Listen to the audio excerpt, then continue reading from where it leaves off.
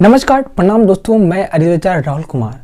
दोस्तों, इधर 4-5 दिनों से मुझे सर्दी और खांसी हो गई थी और ये प्रयोग मैं आपको बताना चाह रहा हूँ इसलिए जब मुझे सर्दी खांसी हुआ तो मैंने कोई भी दवा नहीं ली। मैंने एक चॉकलेट बनाया, आयुर्वेदिक चॉकलेट, वो है हल्दी का।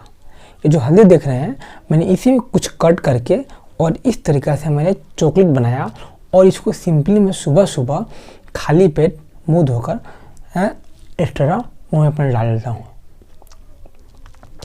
दोस्तों, इस तरह करने से आप जब इसका रस चूसेंगे और आपके गले में जाएंगे तो ये सारी इन्फेक्शन आपकी खत्म हो जाएंगे। जो भी कफ जमा हुआ होगा वो बाहर निकल जाएंगे और आपकी सर्दी खांसी की समस्या से 100% बिल्कुल निजात आपको मिल जाएंगी।